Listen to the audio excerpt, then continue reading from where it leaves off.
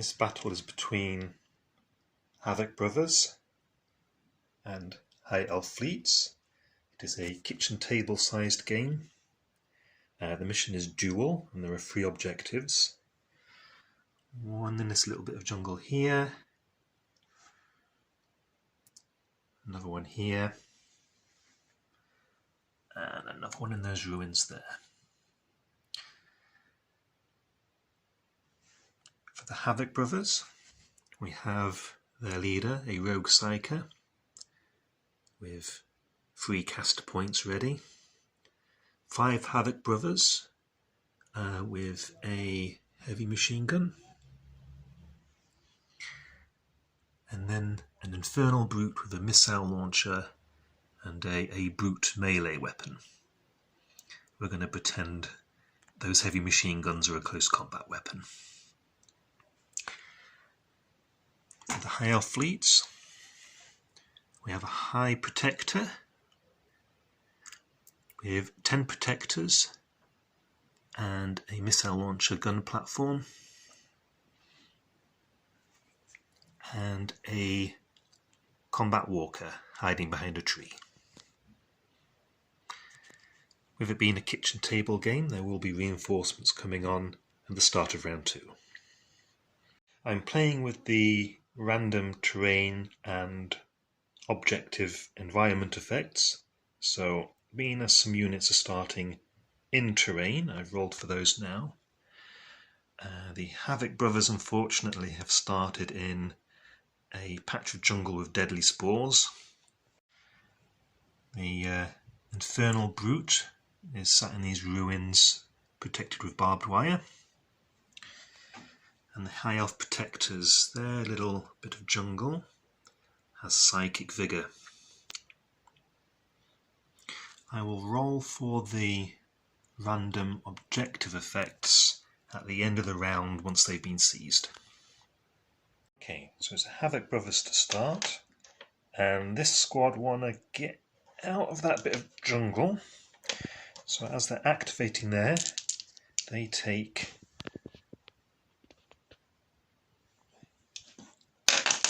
D6 automatic hits. Oh my goodness, 6 hits. They have a defense of 3+. So, 2 of these brothers have already perished from the fungal spores.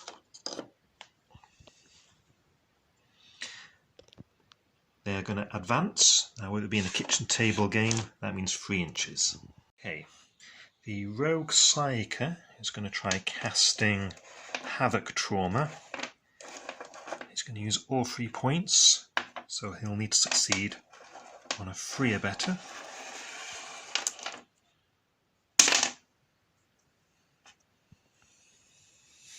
Failed.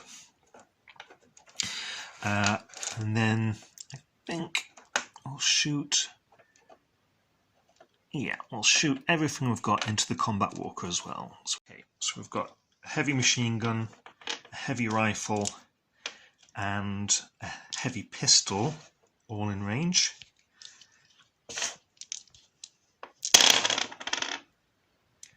Well, only 1 miss. The combat walker has a save of 2+. It's AP 1, but it also has cover, so it stays at 2. Saves them all. Finally, the Rogue Psyker has a Master Pistol, only hitting on 5s. Missed. Okay, the High Elf Protectors. The High Protector has 2 casting points, and it's going to try Creator. So I will need a 4 or better. Yes, it goes off. Okay, so that little yellow marker there is to remind me that this unit gets +1 to its defense rolls next time it gets attacked. Now they're going to shoot over at the Havoc Brothers, but shotguns are really short range, so it's only the missile launcher that's going to attack. +1 to hit from the psychic vigour. That is a 6. AP2, so the Havoc brother that gets hit will need a 5. No, so one gets his head blown off. Means they need to make a morale check. They're okay. Infernal Brute wants to stay there so it can seize the objective at the end of the round. So it's going to shoot its missile array over at the Protectors. Just has line of sight. Normally there'd be a -1 penalty to hit at this range on a kitchen table game, but the missile array has lock on. However, both those missiles whiz off into the distance. Combat Walker to go, and we're going to use focused fire action since we are in range for that. A shard cannon, 3 attacks, rending, 2 rending, and 1 regular hit. This is AP for that's 2 Havoc brothers dead. Oh, not you, Rogue Psyker, you can stay there. Third hit from the shard cannon is AP1. The Rogue Psyker is normally only a 5 or better for defense, so he has taken a wound. Combat Walker also has a burst laser. Oof. All 3 hit, it's AP1. Goodbye, Rogue Psyker. Yep, you've been lasered. Oh, at the end of round 1, these Protectors seize this objective. I've rolled for the random effect, and that area is booby-trapped, so it's treated as dangerous terrain. The Infernal Brute seizes this objective, and again, this area is booby-trapped. Okay, so at the start of round 2, we have reinforcements coming on. Over here we have 3 elementals. They are hoping to take out the Infernal Brute with their Wraith Cannons. Then we have Havoc support brothers coming on here with heavy weapons. They want to try and take out the Combat Walker. The High Elf Heavy Jet Bike comes on here. They're pretty fast, so maybe they can take that objective. And then in response over here, another squad of Havoc brothers. This unit has a missile launcher. Maybe they can take out some of these elementals. Start with these Havoc support brothers. They are going to shoot the Combat Walker. They have the Relentless skill, so 6 is at extra hits. We'll start with the missile launcher. Hits. It's normally AP2, but we're shooting through cover, so it'll be a 3 to save. It hits. That is 3 damage. Okay, heavy machine gun next. 1 hit. It's AP1, shooting through cover. Bounces off.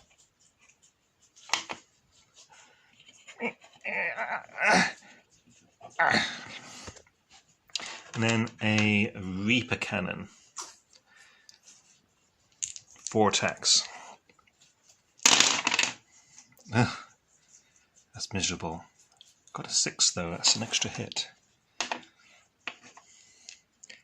AP1. Extra wounds there, leaving the Combat Walker on 3 out of 6. That does warrant a morale check though. They are quality 3. He does not mind. He does not care. These elementals next. Now their Wraith Cannons are pretty short range, but it's 9 inches to the Infernal Brute. So they're going to move 3 inches, and that will bring their guns into range. Cannons have 3 attacks each, hitting on 3s. Okay. And they are AP4. So the Brute's defense of 2 doesn't mean anything. He needs 6s to save. So, ooh, not bad. Save 4, 3 go through. Leaves the Brute on 9 out of 12 wounds, and I'm going to activate him next. And because of the booby traps, I need to make a dangerous terrain check. It's 1 dice per toughness. I'm going to roll these 6 twice. And on a 1, well, for each 1, he loses another wound. So that's fine. And he's fine, does not step into any landmines. So he's going to turn around and use the focused fire action with his missile array.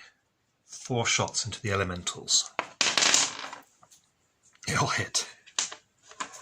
Just lock on with armor piercing 2. Elementals are defense 3. So they need 5s. Not bad. 2 go through. So that leaves 1 on 1 wound. High Elf Heavy Jet Bike has advanced here. And is going to use its Shatter Cannon. 3 attacks, AP2. 1 hits. So defense 3 goes to defense 5. Bounces off. These Havoc brothers are going to advance towards the elementals, 3 inches, and unload their heavy rifles and missile launcher over into the elementals. Now I think we'll do the heavy rifles first, because if the missile hits, that deadly 3 is just going to be wasted on that single wound. The sergeant's heavy pistol is also in range, so I'm running 4 dice. We have 2 hits. It's AP1, so the elementals will need 4s to save. 1 goes through, killing this elemental. Get off. And then the missile launcher. Misses. Okay, the last unit to activate are the protectors. Now, being as that objective is now seized, they're going to head out to see if they can support the elementals. Maybe they can capture the objective. But first, I need to roll for these booby traps. Okay, 10 dice for the protectors. 1, 1. So 1 protector is bloated up. And then the high protector has 3 wounds. Oh, it's tough 3. He is fine. Now, they didn't get too far because the jungle is difficult terrain, which means they can't move further than 3 inches. So they just did a regular advance. All the weapons are out of range apart from the missile launcher, which will shoot over at the Infernal Brute. And no casting. Everything's out of range, really. So we'll stock up on caster points and shoot the missile launcher. Boop! It's a hit. AP2, so we'll need a 4 to save. Bounces off. Combat Walker to go, so just the Combat Walker to go, so we'll have it advance 3 inches. And shoot all its lasers at these support havocs. Shard cannon first. It's in range. It's 3 dice rending. Oh, there's 1 rending. Let's roll the defense for that first. They'll need a 6. There we go. And then the remainder AP1. So they need 4s. Ah, that's 2 casualties. What do we take off? I think probably the heavy machine gun is the least useful. I guess we'll keep the missile launcher. Yeah.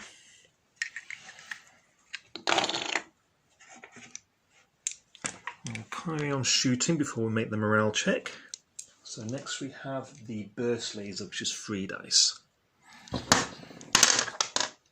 2 hits. And it's AP1. There we are, they're all gone. Goodbye. So at the end of round 2, the combat walker seizes this objective, the random doodar's defensive barrier. However, being as the forces of chaos can at most only capture that 1 objective, I think they're going to concede this battle. I think for my next battle I will not use the kitchen table rules, because moving 3 inches for your advance is just painful, especially when it comes to moving through terrain. Like, these poor protectors cannot rush out of there. It feels weird. I want 6-inch movement. We'll do that next time.